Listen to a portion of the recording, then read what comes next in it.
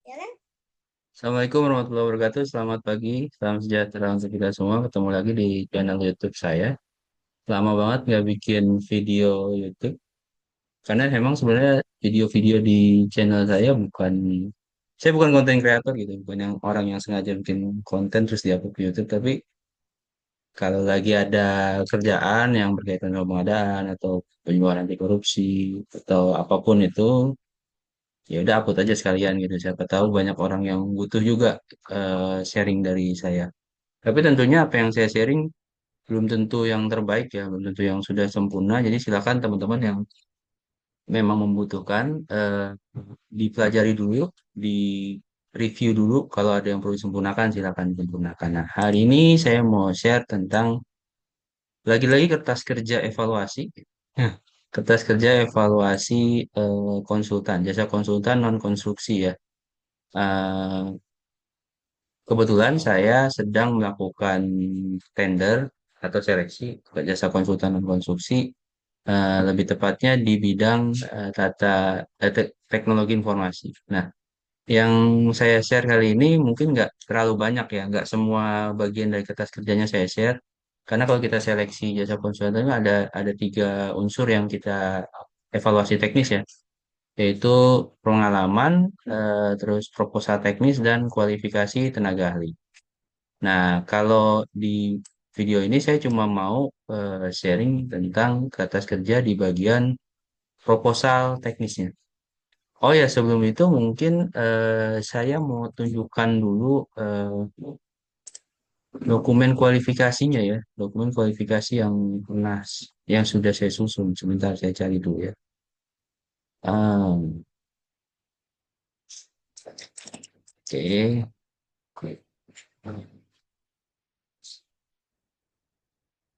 Oke, coba saya ulang lagi share-nya. Mudah-mudahan terlihat.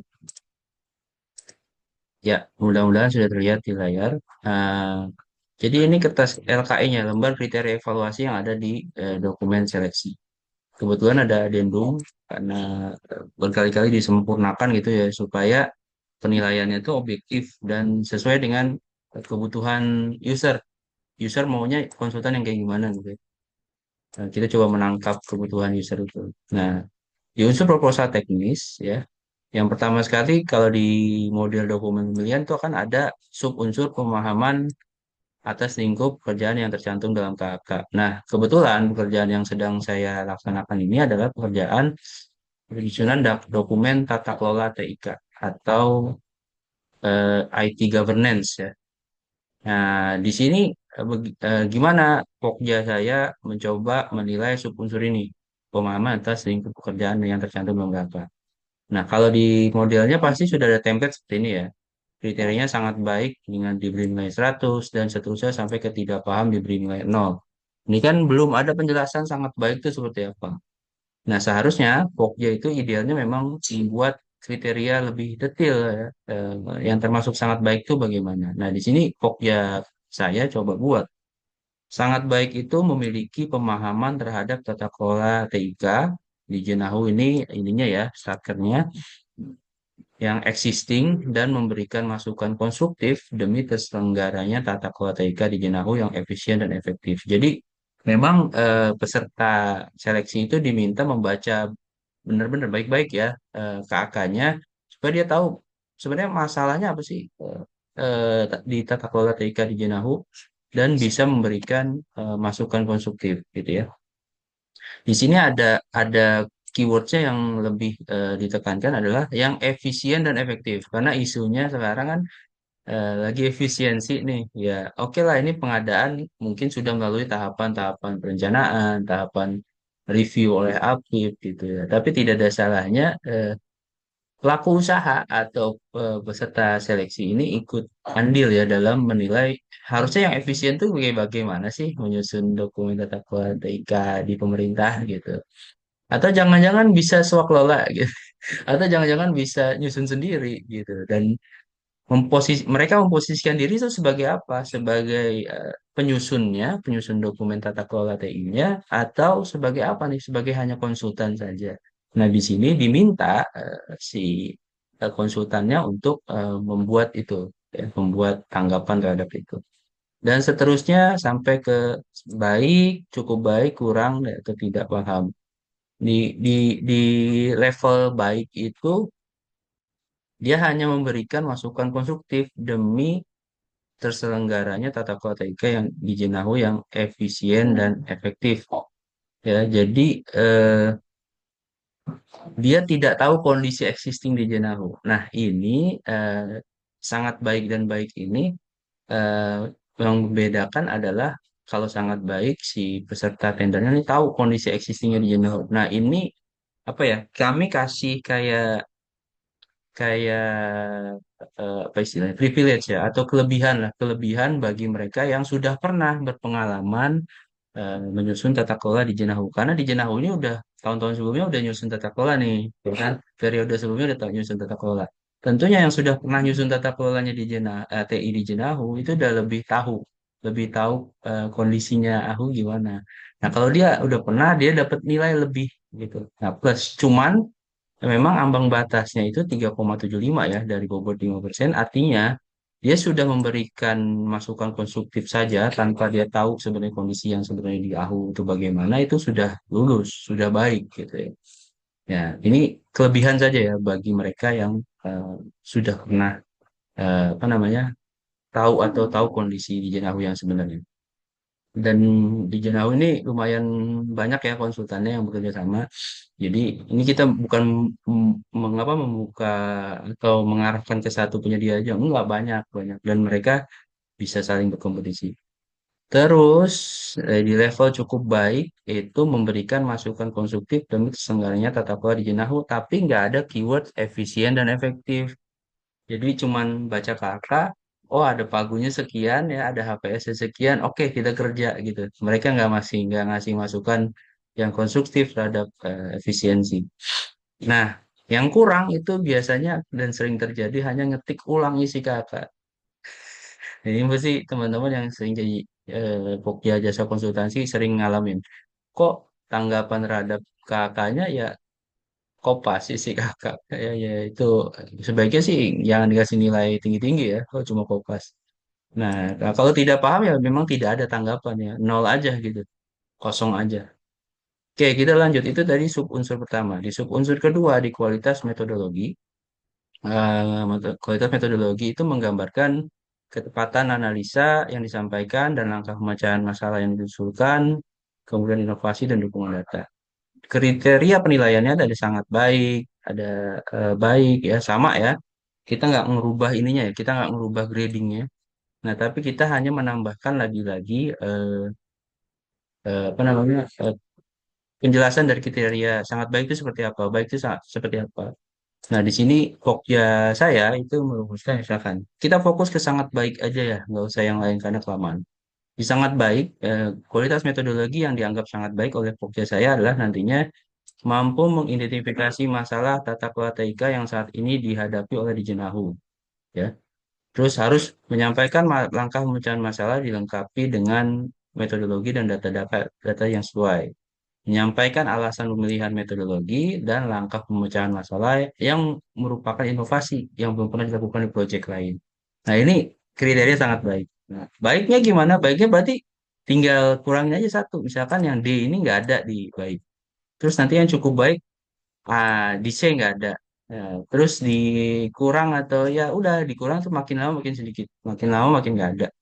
Itu apa namanya cara yang kami terapkan ya. Nah, terus lanjut saya skip ya yang ini ya yang di atas.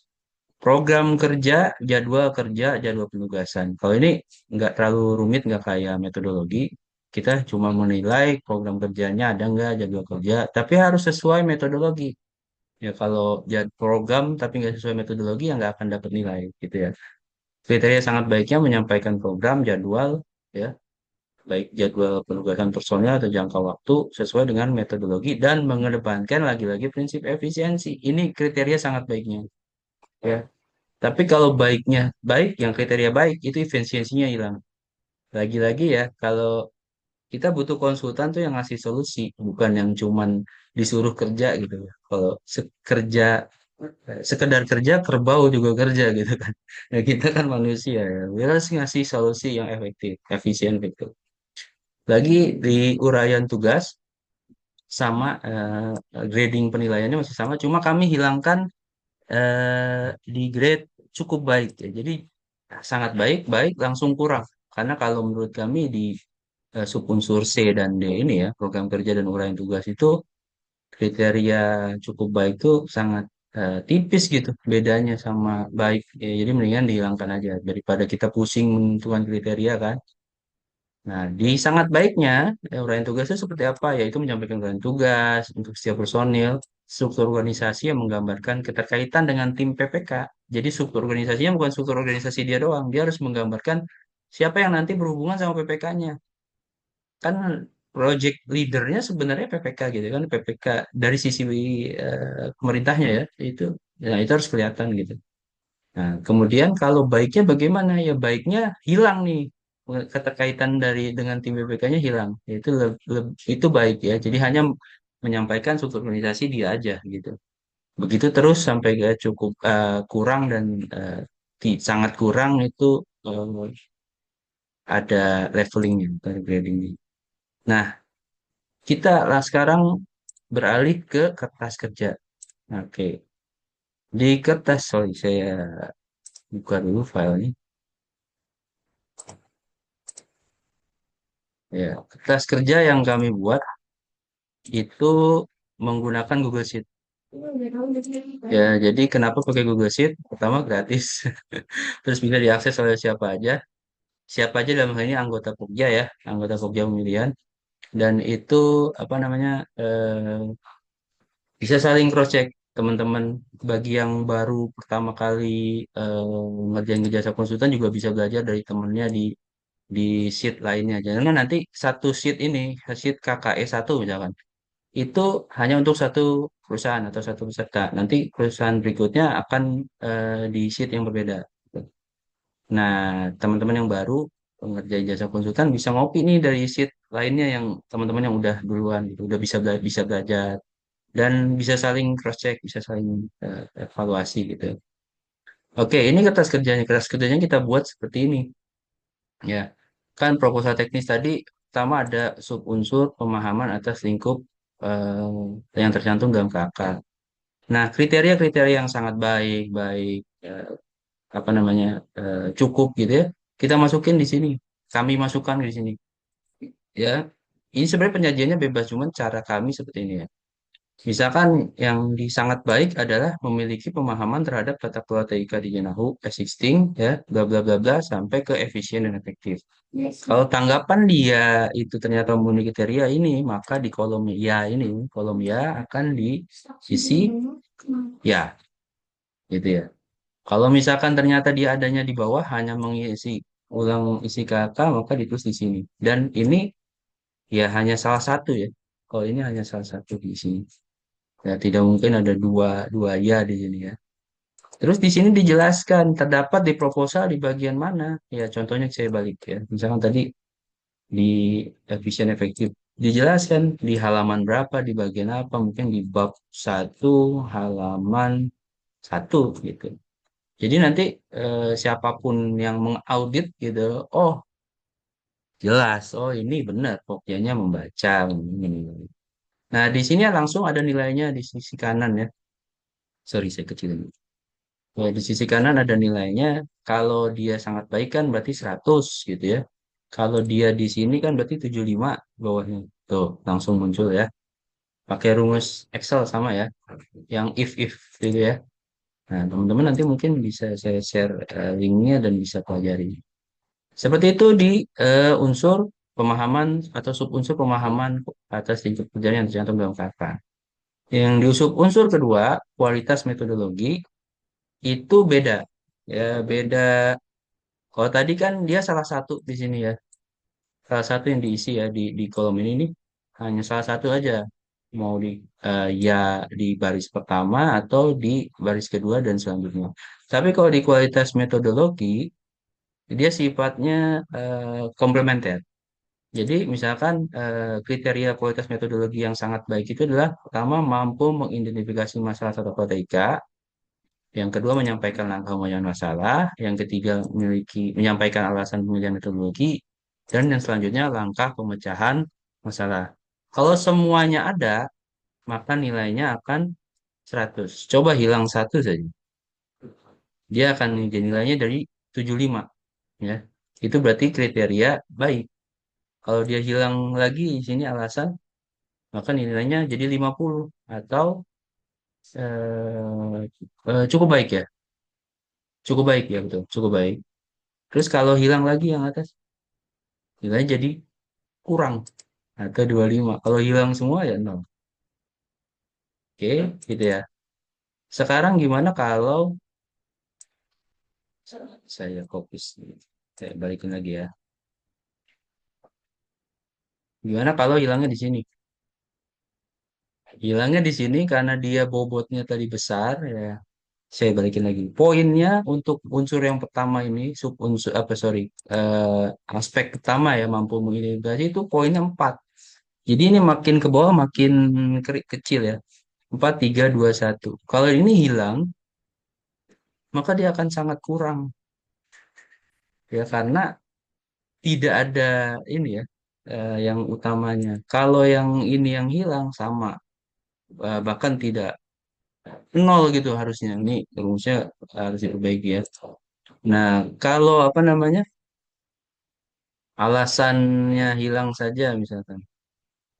Ya, seperti itu. Jadi kurang aja salah satu, kurang salah satu itu harusnya iya 25 kayak gini ya. Kayak tadi. Nah, seperti itu cara ngisinya. Nah, ini sekali lagi ini beda sama yang 5.1 ya. 5.1 itu salah satu, mestinya kalau yang ini harus semua, kalau mau 100 dia harus semua, bukan salah satu. Jadi kalau kurang satu aja nilainya akan turun. Terus di 5.3 ini sama dengan 5.2, ini sifatnya komplementer. Semua unsur ini atau aspek ini harus ada kalau mau dapat nilai 100. Nah, ini grading pointnya. Grading pointnya 2, 2, 2, 1, 1, ya, 1. Jadi kalau dia hilang yang paling bawah, maka dia akan menjadi baik. Sorry, iya baik. Tadi kan sangat baik ya. Kalau yang hilang salah satu dari ini, dia kurang. Kan cukup baik nggak ada tadi ya. Di 5.3 atau program kerja nggak ada. Ya. Begitu juga seterusnya. Ini sangat kurang ya. Cuma satu aja kurang. Seperti itu. Terus di subunsur uraian tugas ini sama dengan yang 5.3 ya kalau dia mau 100 dia harus ada ya semua komplementer. Kalau hilang satu jadi ya baik. Kalau hilang dua kurang. Jadi ya baik langsung kurang. Oke. Ya, ya seperti itu. Kalau sama sekali nggak ada baru nol. Oke. Dah setelah itu tadi fokus teknis dari 5.1 sampai 5.4 baru ada rekapnya di sini. Nah, bobotnya 20, kalau dia nilainya perfect semua berarti dapat nilai 20. Oke, mudah-mudahan jelas. Kalau ada salah-salah, tolong dikoreksi, tolong disempurnakan karena kesempurnaan cuma milik Allah Subhanahu wa taala dan Rasulnya. Dan apa namanya?